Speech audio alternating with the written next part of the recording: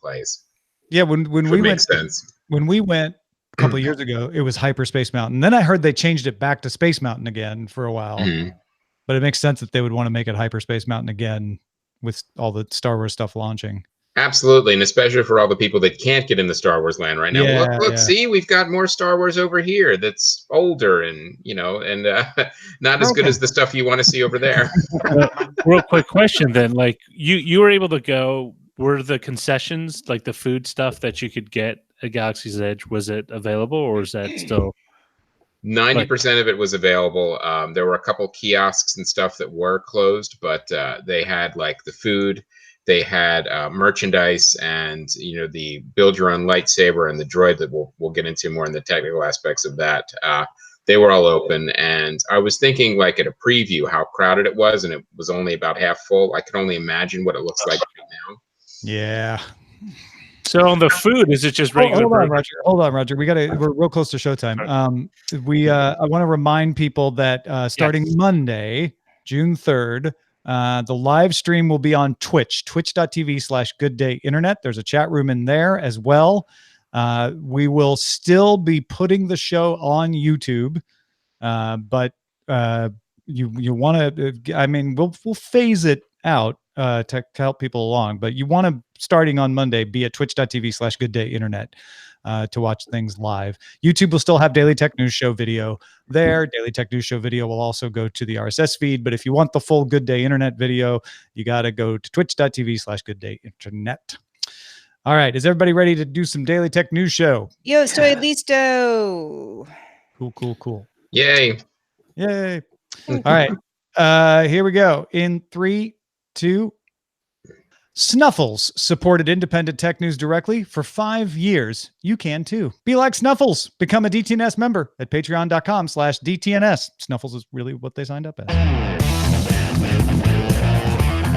This is the Daily Tech News for Friday, May 31st, 2019 in Los Angeles. I'm Tom Merritt. And from Studio Feline, I'm Sarah Lane. The only place I'd rather be more than here is the Galaxy's Edge. I'm Len Peralta. Speaking of edges, I'm on the edge of the LA County Empire. My name is Roger Chang, the show's producer. And joining us today from Comedy Film Nerds, Chris Mancini back on the show. How's it going, Chris? Oh, it's going great. Great to be here. Well, Chris, you got to go into Galaxy's Edge, the new Disneyland experience, and there's a lot of technology in there, I guess. It's amazing, and not everything was even online. And but what I saw was like next level, next generation theme park for sure. We're going to talk to Chris about that a little bit later in the show. Let's start with a few tech things you should know. Uber's first earnings report since going public reported an adjusted $2.26 per share on revenue of $2.76 billion, in line with analysts' expectations. Uber reported a net operating loss of $1.01 billion. Overall revenue rose 20% on the year, with ride-hailing revenue growing at 9% and Uber Eats rising 89%. That's me. Sorry about that. BlackBerry Messenger has ceased operations as of Friday. It is survived by BBM Enterprise, now available for personal use on Android, iOS, Windows, and Mac. So poor little out for BlackBerry Messenger. Google-owned DeepMind is now focusing on multiplayer games. In a paper published by Science, DeepMind researchers explained how they designed an AI system that was able to master Capture the Flag mode in Quake 3 by using AI agents playing with or against human opponents. DeepMind used data from 450,000 rounds of Capture the Flag, totaling 4 years of gameplay completed over just several weeks. And Gao Feng, a spokesman for China's Commerce Ministry, announced the ministry will create an entity list of its own of unreliable companies in China that don't follow market rules, violate contracts, or block, cut off supply for non-commercial reasons, or severely damage the legitimate interest of Chinese companies, as well as posing a risk to national security. The government would take necessary measures against those on the list, with further details promised soon. All right, let's talk a little bit more about Amazon, kind of a part 2 of yesterday's T-Mobile Sprint merger story. Exactly. Reuters sources say that Amazon is interested in acquiring the prepaid virtual carrier Boost Mobile. Boost is currently owned by Sprint, which recently committed to spinning off the service into an independent company as part of its merger plan with T-Mobile. Amazon is reportedly interested in Boost because then it would have access to the post-merger T-Mobile network for 6 years. The company is also reportedly interested in acquiring any spectrum rights divested as part of the merger. Potential bidders informed Reuters that Boost Mobile could cost up to $3 billion, which So Amazon can afford. Yesterday, we talked about how T-Mobile and Sprint might get approval for their merger from the Department of Justice if they could help create a fourth competitor for the merged entity. Well, I was going to say, isn't that the same price they paid for the Lord of the Rings? Yeah, to Amazon, they're like, oh, Lord of the Rings series or create our own phone network. Not a big deal. So the question yesterday was, why would Sprint and T-Mobile do this? But the reason is to get the merger. And this would be a way to make some money by selling a little bit of spectrum to Amazon, giving Boost Mobile, which is not a carrier independent network. It uses the Sprint network right now, and it would use the combined network of T-Mobile and Sprint afterwards, but it would allow Amazon to develop it. I guess the question is, do we want Amazon to get into yet another business where our data is flowing? I mean, it makes sense that Amazon would want to try this. Amazon famously tries all sorts of things, and not everything is as successful as some of its most successful ventures, but in many cases it is. I was following the story this morning on Twitter, and there are a few people who were sort of like, why would Amazon have to go through this process, right? If Amazon wants to get into wireless networks, do they need something like the Boost network?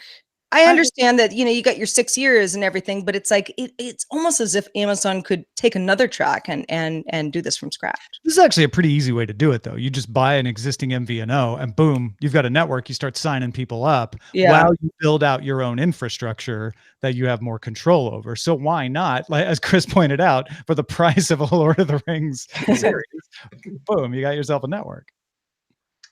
Yeah, and the thing about Amazon too is they're already in the house. The call is coming from inside the house. Right. I mean, everyone has like Amazon accounts, and as everything becomes more and more almost like under one umbrella, it kind of makes sense that these companies, or one company is doing literally retail content and mobile communications. It kind of makes sense not in a great way because of competition, but you can see why. Like, all right, well, we're in this. Why don't we get into this? Because they cross-pollinate. And Batfriend in our chat room points out that Amazon uses LTE-enabled Kindles, and they used to run on the Sprint network. I don't know if the current ones do or not, but that would be another, piece of there, that they wouldn't have to worry about. Foursquare's first acquisition ever is Placed. Placed, which it bought from Snap, S-N-A-P. Terms weren't disclosed, but Placed. Are these made up companies or are these real? Snap is actually Snapchat's. They're real. They're for sure real. Yeah. And apparently Placed is real as well. Terms weren't disclosed, but Placed founder and CEO David Shim will become president of Foursquare after this. Placed was previously Foursquare's biggest competitor, letting brands track the physical impact of a digital campaign or ad. Foursquare's competing product called Attribution will now be known as Placed, powered by Foursquare. So they're just merging them together. Foursquare CEO Jeff Gleck said, "We believe location should only be shared when consumers can see real value and visible benefits driven by location. We remain dedicated to elevating the industry through respect for transparency, user control, and instituting layers of privacy safeguards." So in other words, as we get bigger and better at tracking where you actually are while you're using your apps, don't get creeped out, please. The funny thing about Foursquare, and that's a better tagline, by the way. It really is. Yeah. The funny thing is that, there's so much worry these days about, the apps are tracking you and you don't know it and blah, blah, blah. Foursquare and Swarm and various products within the company are built on you willingly saying, I'm here right now. I'm going here right now. I've been here before. That's part of the fun of the app, if you enjoy the app. So in this sort of landscape of a lot of folks being, paranoid with good reason about this kind of tracking data, it's interesting that the two biggest companies that do this are now one company. Yeah, and it's not only consolidation, but it's consolidation over tracking. So Foursquare is bending over backwards trying to reassure you about this, but because the idea is you're using an app and you're near a store, you're near H&M, and the H&M app suddenly says like, "Hey, we see you're near a store. Get 20% off. Walk in right now." Stuff like that. Or you're using an app that has nothing to do with the store, and you see an advertisement for it, and you realize you're near the store, and you walk in. That's the kind of stuff placed by Foursquare, powered by Foursquare, is going to try to do. And as we know, people love being tracked. They have no problem. Yeah, and Amazon's probably going to buy them all anyway, so it doesn't matter. But yeah, you know, it's the kind of thing too. Whenever I use my GPS on my phone, there's nothing that drains the battery quicker. Mm-hmm. So you know, there's nothing better than to get your battery life sucked out from localized advertising. That will be even better. Agreed. The Wall Street Journal sources say that Apple will soon begin limiting third-party tracking in apps that are in the kids section of the App Store. The information, as reported in a piece by Joanna Stern, about 80 apps she tested, all but one of which included third-party trackers for marketing ads or analytics purposes. Mac Rumors points out that there are no controls in iOS, at least currently, for limiting the tracking features that are used by apps. So that would be a good thing to add for sure. Yeah. Do you worry about this with kids? I have my kids' phones locked down, so I know they can't add apps without me, so I know what they're putting on. But at the same time, I don't know exactly what's going on in every single app, if it's getting data or what kind of ads it's putting in. So yeah, absolutely. I'd love to see a little more control on that for kids stuff. I'm sure we'll find out more about this on Monday. Apple's WWDC coming up. We'll get all kinds of details about iOS and Mac OS there.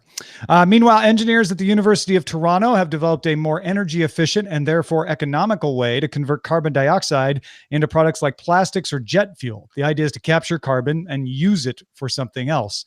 The existing way... It's hard to capture carbon in the wild. It's very elusive. It really is. It just floats away. The existing way involves forcing CO2 through an alkaline liquid solution to create carbonate, a solid, which is then turned into a solid salt. Then that's heated to prepare it for transformation with a bunch of other chemical processes into the end products. But the new method uses a new electrolyzer design to turn the carbonate straight into something called syngas, which is much more complicated to make on the other way. This is a cheap, efficient way to do that. And then syngas can be turned into plastics, jet fuel, etc. The team demonstrated the ability to convert carbonate to syngas at an overall energy efficiency of 35%, and the electrolyzer remains stable for more than 6 days of operation. So this is still a test, but it's potentially a way to take something that people want to do to remove carbon from the atmosphere and do it in a way that's more cost efficient, which is always the biggest hurdle in a lot of these environmental technologies. Yes, Sarah. Well, no, I mean, it sounds great. All right. Okay. So sure. Let's say this all works. In what way will this improve our air quality going forward? Well, that's a really good question. A lot of math needs to be done on the other end of, okay, if I'm making more plastic, what does that cause what does that do to the environment? Or is it just, we'll make plastic that we would make anyway, but we'll make it this way, which removes carbon dioxide. If you're making jet fuel, you're making jet fuel that is going to put more carbon dioxide into the atmosphere when it's burned. Definitely. So are you making more jet fuel, or does it have an appreciable effect? I mean, the idea behind it's good, which is let's take carbon dioxide out and let's turn it into something useful. But not all of these things are going to be as good at removing carbon dioxide from the atmosphere as others. So we just need more plants, is what you're saying. Yeah. Can we turn these directly into plants? Yeah. Smarter plants. Let's all wear face masks. Problem solved. Plastic plants could probably be made of syngas, I'm sure. But yeah, this is actually a pretty exciting advance on a line that a lot of people think at least will be a plank in the ability to counteract the increasing amount of carbon dioxide. Yeah, and in no way am I like, that doesn't sound like it's a good idea. It sounds great. These are one of those science stories where I'm like, okay, but how does it like affect our daily life? And it's probably, in other words, you might be able to buy some plastic items that get to say like, this item was made by removing carbon dioxide from the air. Yeah, absolutely. Thurrott.com reports that app researcher Jane Munchin Wong noticed a new feature in Spotify called social listening. If you scan a code from a friend, you'll then be able to play songs at the same time as them and tracks to play next and control playback. Everybody's doing it at the same time. You're listening to the same stuff. Once you're connected, your friends will show up in a list that you want to join them with in the future. You can also share links to connect with friends instead of requiring a code to be scanned if you so desire. So we talked about this or in the pre-show as sort of a feature looking for a need. I mean, Chris, do you look at this and go, "Oh yeah, I've wanted to listen to playlist with Graham," and we never could. This screams to me like a couple of developers had nothing better to do and money needed to be spent. It's funny. I was on a plane recently and there were two girls in front of me. They were like, one had one earbud in one ear and they were sharing the same earbuds. They're listening to whatever they're listening to and they're singing, they're laughing, they know the lyrics. And it was so cute. And so that's what this is supposed to conjure up, right? Like the fun of listening to music that you love with your friends. But I feel like we've been trying to do this for years. Yeah. Do you want to watch the same TV show at the same time with your friends on Twitter? Well, there were some third-party apps for that. I don't know where they are now. Yeah, we used to have that when we had broadcast television on certain times that aired. We turned out we didn't like it as much as being able to watch it whenever we wanted. So now we need all these apps and technology to go back to be able to watch something at the same time. And so many times like Blu-ray and Xbox have done the watch with your friends and everybody goes, "Oh, that's a cool idea," but people don't do it. No. And this is music, so maybe it's different. But I feel like the situation you're talking about, Sarah, is the one that people want. I want to be next to my friend, listening to the same thing and interacting in person. Not being in the same place, I think, removes some of that need. Although I've definitely been involved in role-playing games like World of Warcraft, where people are all listening to the same music being piped into the chat channel or vent or something like that, and everybody has fun doing that. So maybe there's something more with music here. I think what you're talking about too, if you're sitting next to someone, you want to listen to the same thing. I think the next generation of iPhones is going to have Bluetooth enabled, where it'll send the music to multiple AirPods at the same time. Sure. So I think that'll kind of have the same effect. Yeah, it's probably something we'll hear about on Monday as well. Yeah, I think we've all gotten used to this, appointment viewing, listening, whatever it is. We're all on our own schedule, and that's great. We feel like we have more control than we ever had in the past. Unless you're talking about Game of Thrones or something where got all watched at the same time. But I like this in theory. I really sat down and tried to think about, okay, well, when would I use this though? Really? When is it so important that I'm listening to a playlist with, a cherished friend of mine who's not next to me? And I'm not sure I can come up with a lot of scenarios. And it's not because it's not a good idea, but again, I just think we're sort of beyond that. As we will all be doing this for DTNS prep from now on. I'll be creating a playlist that all of us will have to listen to. Does it include Gloria? It's just Laura Branigan's Gloria over and over. Hey folks, if you want to get all the tech headlines each day in about 5 minutes, be sure to subscribe to dailytechheadlines.com. So, Star Wars Galaxy's Edge is open now in Anaheim, California, but you can't go unless you already have a reservation. That's the case, right, Chris? And until June 23rd, you have to have a reservation. Yes, and they sold out within, I think, hours of them becoming available. I mean, the only way you could get one now in that time frame is you have to stay at the hotel, one of the Disney hotels, and then you get. That's your backdoor hack, is to try to get a reservation at the hotel, and then you can. Yes. Get in. But again, good luck with that, because I think that's already been hacked as well. Probably. It's not coming to Orlando until August 29th, and it's set in Black Spire Outpost on Batu. Chris, you got a chance to walk around, right? I did. I got to see preview, and it was amazing. And one thing I want to start with is that because it was a preview, the technology was actually locked down. So we had to go in, put our phones in a bag, and then keep them in our pocket for the entire time. And it was like going back a decade in time. You're in a theme park and you're waiting in line and no one is looking at a device. And it was really, really surreal. People were waiting in line. They're talking to each other, making eye contact. This is insane. So, and a lot of the stuff on Galaxy's Edge, the technology-wise, isn't even online yet. That's what's really incredible. Like I was talking to a friend of mine who works there, and he was saying that it's going to be rolled out gradually, and in the press releases, because there's so much that isn't there yet. Like there's only one ride available right now, the Millennium Falcon Smugglers Run, and the other ride, Rise of the Resistance, isn't available yet. But the technology in this entire land is amazing. One of the things that you notice as soon as you go in is that just because there's one ride, it doesn't matter. The entire land is the attraction.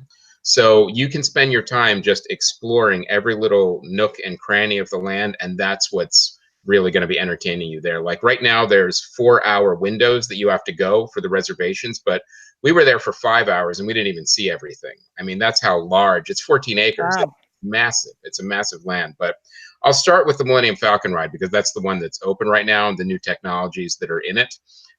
You know, we've all been on Star Tours where you actually go in and it's a motion simulator, and the ride can change depending on what videos get picked, which is interesting. But this takes it to like a next kind of level thing where you have 6 people in the cockpit of the Millennium Falcon, and there's roles that you play. There's 2 pilots, there's 2 gunners, and 2 engineers, and each person has something different to do. Like the 2 pilots are in the front, and one of them goes left to right, and one of them goes up and down. So they each have joysticks. Although I will say the pilot on the right has the best job because he gets the light speed lever. So when they say jump to light speed, you get to pull the lever and actually go to light speed. So it sounds a lot like Space Team. Did you ever play Space Team on mobile? I have not played Space Team, no. Space Team is you get a bunch of people and you can do it around kitchen table or at a restaurant or something, and everybody gets a different thing and they have to shout commands to each other to get them to do it because everybody has a different role. It sounds like kind of that, or that Star Trek simulator kind of situation. It's definitely got elements of that. The thing, if I did have one little criticism of it, because in that those different roles, some are not as interesting and entertaining as the others. So if you're waiting in line for this ride for like a couple of hours and you get like, say, the engineer, you're not going to enjoy the ride as much as, say, as if you were the pilot, because you're the pilot, you're moving the ship up and down, left and right. The engineer, basically, when the pilots screw up and they damage the ship, then you're pushing buttons to repair the ship. And the gunners on each side, they each have turrets, but you can actually pick if you want automatic or manual. And the automatic, the guns will fire high, middle, and low, whereas manual, they'll go, you have to pick high, middle, and low as you fire them. The biggest thing that I think could be improved upon, and it would be a simple fix, is the gunners don't get a joystick and a reticle that you would have on a normal like space simulator. So basically you're looking to the left and figuring out which buttons to press instead of actually looking at the screen in front of you. So it takes your attention away from the actual ride, whereas the pilots are looking straight ahead and they're moving up and down and left and right. So that's one of the things I would say that might have been should be changed or designed a little bit differently. But you know, that those are little complaints aside. It's an amazing experience and it's an amazing ride, and it's scalable and it's also customizable. Like how many years were we screaming like, oh my gosh, I wish they would put a new video on Star Tours. This one, they can put stuff in and out on the fly, like different missions and the way you react to the missions, and you could play the same mission and be pilot, gunner, or engineer, and it'll be a different experience.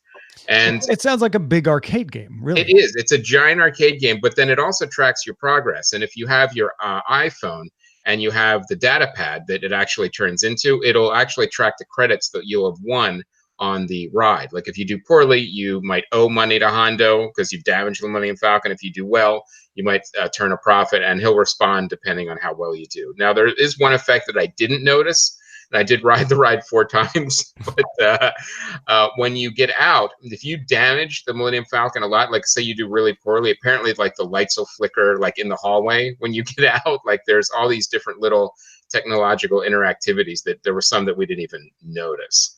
But even like little touches, like you come out of the ride queue and it looks like there's these giant fans spinning like to get the air out of this giant warehouse. When you look a little closer, they're giant screens. So like, there's little effects here and there. You're like, okay, well then that means they could change, or they could make that, they could do whatever they want on a lot of these things. There's lights and sounds, and you know, sometimes when you're in the Millennium Falcon holding area, there will be like a short circuit, and one of you can go to the side and like hit a button and it'll stop. Like there's all these great little touches. But from what I hear too, with the data pads that weren't available yet, you have to download the Disney Play app before you get there. And this is the one thing they're not telling you. So if you're on your way, make sure you do this. Download the Disney Play app before you get there, because it's so big. When you get to the land, it won't download without Wi-Fi. So there's going to be very disappointed people that didn't download it before they got to the park. That's a good tip. Yeah. Yeah. TechCrunch did a write-up on Smugglers Run. Apparently, it runs on the Unreal Engine, uses a real-time rendering system for multi-projection feedback across the 5 screens just inside of the ride itself. The cockpit is powered by a single box machine with 8 NVIDIA Quadro P6000 GPUs in a Quadro SLI configuration. And it felt more like 7, but okay. And apparently, TechCrunch says that the work Disney did on the engine to make the ride work was sent back to Epic Games and will inform how their engine ends up handling multiple GPUs in the future. There's no question, because it's such an innovative ride and structure. Like, it's all of those things that, you know, you've kind of seen before, but put together in a different way and taken to the next level. You're like, oh, this is what the future of these type of rides are going to be, for sure. Because even just the little details in the cockpit, you feel like you're in the Millennium Falcon. Even though you know there's a screen in front of you, it doesn't matter. You get so immersed in the ride, it feels real. There probably ought to be guides to tell people, you know, swap. If you like this, you want to be in control, swap to become a pilot, because there might be somebody who's like, that's too much pressure. I just want to be an engineer. There ought to be, that's something I feel like they could work on there. One of the ways you can do that is not necessarily with the cast members that help you, because before you get in, you basically get these cards that have your roles on them. So they pass out 6 cards randomly to you and your crew. And then that's where you can kind of swap out. And like, okay, I want to be pilot, I want to be engineer, I want to be gunner. So I would say it's actually in a pretty good order. Like, the pilot's the best, the gunner's the second, the engineer's probably the least fun. I'm a little suspicious that they made you put your phones away when that's an integral part. A lot of the stuff I've read has been that when you have that Disney Play app running and it gives you your credits, that will also tip off cast members that you did the Millennium Falcon and how well you did. Yes. And that, you know, that I've read about too. Like, if you go into the cantina, they might find you and say, all right, well, who was just on the Smugglers Run? I hear you almost crashed the Falcon. Like, that's definitely part of it. And there's also interactivity, like while you're waiting in line, when you have the Disney app and it turns into a data pad, you can scan cargo crates and find out like what's in them, like things like that. You can activate droids, and there's a lot of areas, like I said, we did the preview, so not everything was online. Like, I don't even know how to describe them. They're like just kind of show areas, you could call them. Like, you know, you can't actually go into them, but there's droids, there's a land speeder, but they're all set up for actors and cast members to come in and actually put on little shows that to make it like a living, breathing environment. Like, we're just standing in front of a ship, and, you know, Kylo Ren walks down and is like looking for a rebel, you know, spy, like things like that to make it like living and breathing. Where, you know, in a normal Disney park, okay, well, this is the character interaction. You have to wait in line. You see Winnie the Pooh in the woods, and then and that's it. But it's not like that at all. This makes you feel like you're actually in the outpost. There's no Mickeys, there's no Minnies, there's no Disney branding at all. There's no line to take a picture with Kylo Ren. You just stay out of his way. No. Well, and Chris, you said you went through this 5 times, right? Yeah, 4. Four times. Okay, so from the first, where, you know, everything's new and exciting, you know, to the 4th time, where you're starting to kind of, okay, there's some unique things that are happening. What I mean, for a, you know, a family, let's say my family goes to Disneyland and just does it the once. Do you suggest that you need multiple rides? Yeah, and it's, I have to say, it's set up that way specifically. And for multiple kind of rides through, because okay, well, I was the gunner, but I'd really want to try the pilot, and I want to see what the engine. And you know, it changes on how well you do. Like, depending on, you know, you're chasing a train, how many cargo containers you could steal for Hondo. So the actual, you know, because one of the things that kids like to do, and I used to do when I was a kid too, well, I just want to play it again to see if I could beat my score. So that's the other reason to kind of try it again. And it's also, it's built into everything. Like, there's a piece of video games, there's a piece of motion simulator, there's, you know, there's a piece of, you know, a flight simulator. And all those pieces are just so really seamlessly put together that it kind of creates an experience. Because when I first heard, like, oh, well, isn't this just going to be Star Tours and a Millennium Falcon cockpit? And it isn't that at all. The only thing that's the same is that there's a screen and a place to sit. Everything else is different. Well, thanks to everybody who participates in our subreddit. Unsurprisingly, Star Wars was part of our subreddit this week. You can submit stories and vote on others at dailytechnewsshow.reddit.com. If you hang out on Facebook, good news for you. We have a group, facebook.com/groups/dailytechnewsshow. Let's check out the mailbag. Let's do it. Friendly neighborhood Bill, self-described. Bill wrote in and said, yesterday Roger mentioned that there were 3 to 4 cross-platform Play Anywhere games.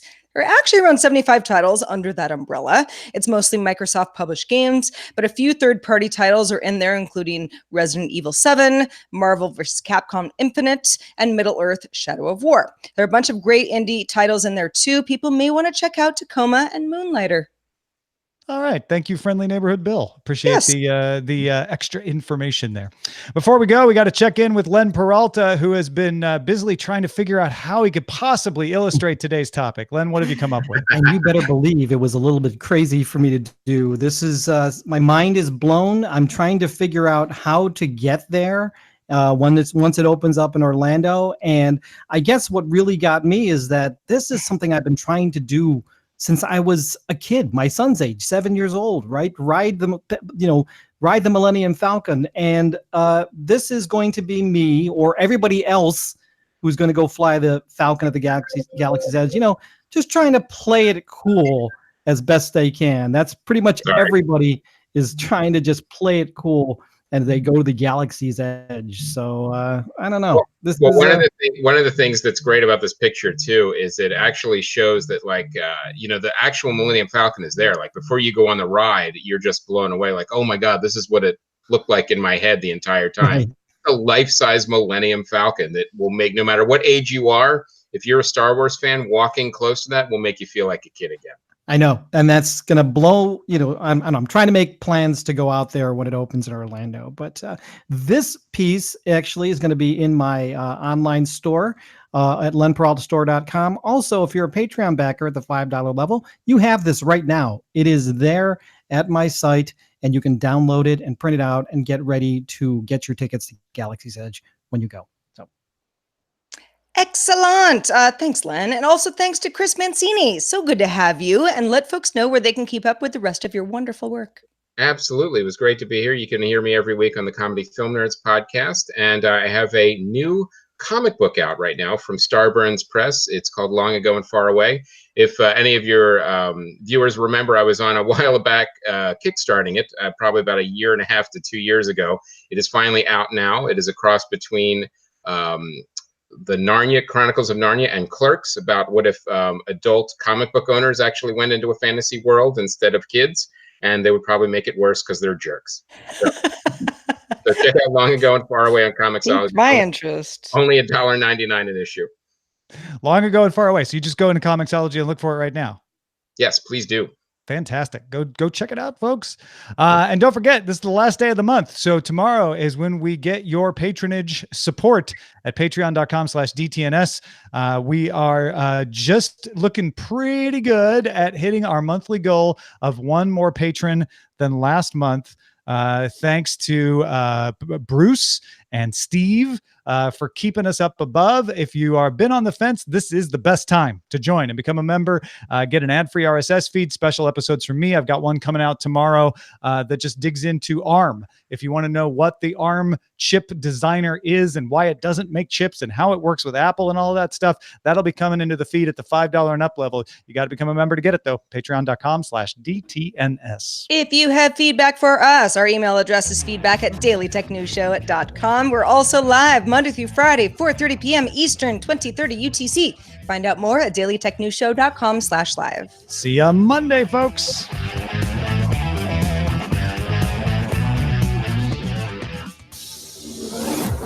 This show is part of the Frog Pants Network.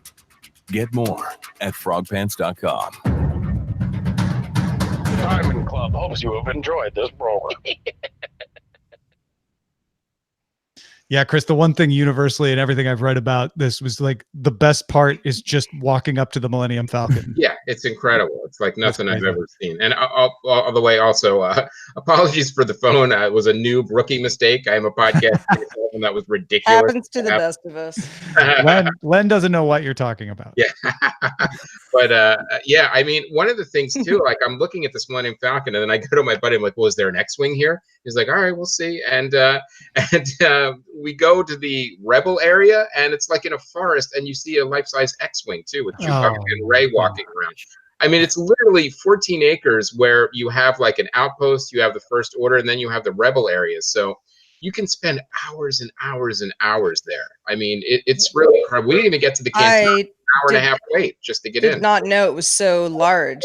Was something else raised to make way for this? Parking lot space away or something? Yeah, it's a great question. They've been a little vague on where they found the space. I mean, the two things that they did lose is the petting zoo and the barbecue, which guess what? No one misses. I didn't even realize the petting zoo was still there. Exactly. Yeah, no one did. And but then they must have found more space somewhere because also they said that there's also room for expansion, which I don't know where that would possibly go. But the one thing I will say that I didn't get too much into the tech of it is the way that the immersion takes you into the Star Wars land where everything else goes away. There's no Disney, there's no Anaheim, there's literally nothing. Everywhere you look or see is something Star Wars related. Like I thought, oh, there's going to be a store with like, you know, stormtroopers with Mickey ears or something like that. And none of that there. They literally made it so even the shops there would be only things that would be sold at the spaceport. Wow. So yeah, it's really cool. It's really what were the bathrooms like? Here, oh gosh, that's hilarious that you should mention that. The bathrooms were this mix of like retro and futuristic, but they were aged. So it looks like they're old spaceport bathrooms. And my buddy was like, people were complaining. Is that a good thing? No, because apparently people were complaining that they were dirty. And that's hilarious. Because they, you know, everything looks aged like the spaceport's been there for a while. It's tough. It's tough to purposely age a bathroom and be like, come on, it's cooler this way. Or it's entirely too easy. Yeah. Well, it's easy to do it. It's harder to sell it. Yeah, they did their job a little too well in a couple places. That's crazy. That's funny. Well, we've got some title suggestions at showbot.chatroulm.net. I think the one I definitely want to go with is Star Wars Galaxy's Technology Edge. That's a really good one. But I also like May the G-Force Be With You. Mm-hmm. That's a good one. Mm-hmm. Don't get creeped out, please, is also been suggested. Let's see. What else we got? Foursquare replaced Snap. Get it? Because placed. Mm-hmm. Curious George is tracking your kids. Yeah. Yeah. I like going with Star Wars Galaxy's Technology Edge because that really does say what the show is about. Done. Yeah. And for Good Day Internet, Roger, do you have a separate title you want to use? Yeah. Let's see. What do they? Len runs for the edge. What was it? Last Dance on the Tube. I don't get that one. Yeah. Len runs for the edge. Yeah, that's a good one. There you go. Cool. All right. Len runs for the edge. What was the food like, Chris? The food was theme park food dressed up in Star Wars theme. All right. So, I mean, I wasn't really expecting a lot because I really feel like there's a certain level that they can't go past as far as like trying to please the you know, most basic palates. But, you know, we had like the Ronto ribs or whatever it was called. It's just basically spare ribs with like a blueberry muffin. But there wasn't a ton of food options. There was one counter service restaurant, and then there was one place that you could get like wraps like for breakfast, but that was pretty much it. Like I was surprised, like the cantina, you could only get alcohol there and like you know, just like bar nuts or something like that. Like they didn't have any food in the cantina. This was a media preview, right? This was there were previews all week. Just a lot of it was people that work there, like cast members could bring some friends in town. Oh, okay. Well, I was assuming if it was a press preview, that's why they only wanted to serve alcohol. But maybe that's. Did they have the blue milk? They did. They had blue milk and green milk. The line was too long, and then you know, we kind of ran out of time. But we didn't get it. We were a little sad that we missed the blue milk and the green milk. By the way, blue milk and green milk, have no milk in them. There's no dairy actually. Oh, yeah. Yeah, I think it's a mix of coconut milk and a bunch of other things. But yeah, they're non-dairy blue and green milk. Because green milk to me, I would originally be like, oh, it's bad.